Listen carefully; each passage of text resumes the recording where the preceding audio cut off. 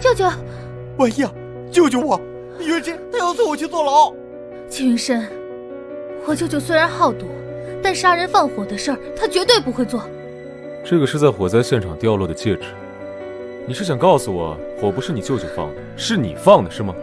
不是，这婚戒我明明放在床头柜里的。